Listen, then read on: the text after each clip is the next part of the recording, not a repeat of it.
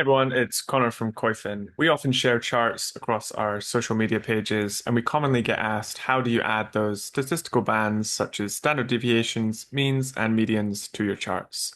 This very quick demonstration is going to highlight how you can do that and show you one really useful workflow of how you can leverage your time to do that in bulk across a number of companies. So first and foremost, what we have on the screen here is Apple, we have the forward PE, and we have the mean and the standard deviations. To create something like this, you will come down to the graph section and we'll go to historical graph. You'll select a ticker. In this case, I'm going to take Apple, and you'll start adding your metrics. A very simple example of this is to add PE. We will add the forward PE here, so next 12 months basis, and then we'll open up the indicator settings, which if you're new to Koyfin, I always recommend opening for every data series because there's a bunch of different transformations and configurations that you can do. For the PE multiple, we can transform this data, we can show multiplier, relative valuation, performance, etc. But we also have this statistical bands section here, which when we open that up, is going to allow you to add means, standard deviations simply by clicking the checkbox. And you also have the high and the low there as well as the median. If you want to get creative, you can change the colors and the formatting of each of these by clicking on this little icon here. We can turn the mean to become green. We can thicken the line. We can change the color of the standard deviations to red if we want to. And if we're so inclined, we can also change the high and the low to yellow. Now these calculations are going to change depending on the time frame. So if we change this to 5 years, you can see all of these shift depending on the data in the chart. If we change it to 10 years, the same is true. And when you're happy with the style of this chart, if this represents something that you want to see for a number of companies, what you can do is save this as a template. I'm going to call this one PE versus mean 10-year, and we'll save that. So now either by selecting a different ticker in the search bar here or opening up a watch list using the right-hand side, we can cycle through all of these tickers like so based on the template that we have chosen.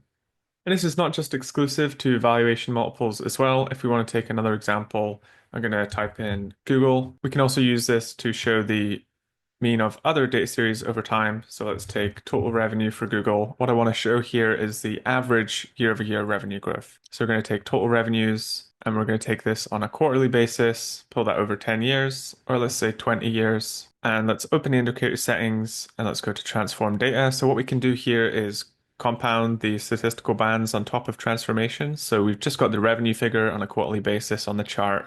If I open this up and I'm going to transform this to show year-over-year growth, and let's turn that into a bar chart. And if you want to, you can change the colors so it's kind of more accessible on the eye. For Google, in this case, we can see they don't really have negative revenue quarters.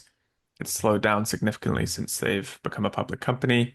But if we want to capture the average over this 20-year period, we can open the indicator settings once more, go to statistical bands and select the mean. Let's change that to blue so it shows up. And we can also plot the median on there as well and make that yellow.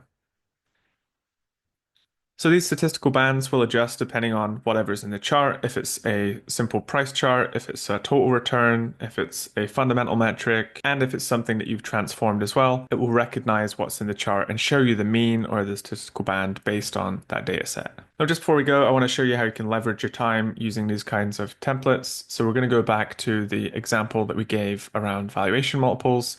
So what I'm going to do is I'm going to stick with Google here for one moment.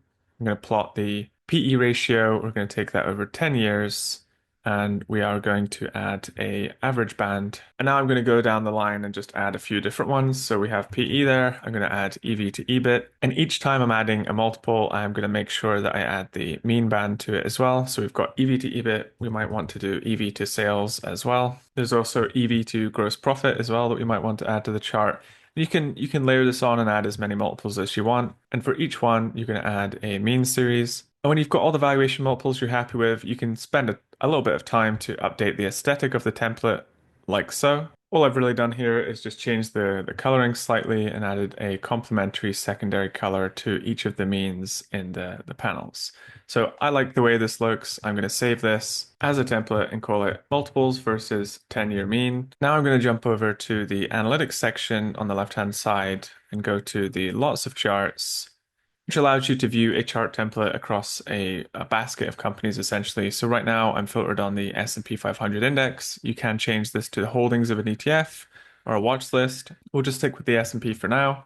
I'm going to go to options and I'm going to load one of the graph templates that I've created. So multiples versus 10-year mean, the one you just saw me create. We will load that in. So now we have that view for all of the S&P companies. I will change the period to 10 years and it's looking a bit congested here. So we can change the format of the chart so that we see 4 by 4 like so, and now it's a lot more legible. And you can now flick through this entire list of S&P companies by using your arrow keys or selecting it on the screen, and you get a quick glance at how companies are trading relative to their 10-year multiples. So that just about does it for this video. As always, you can check us out at Koyfin Charts across all of our socials. Our help desk is help@koyfin.com.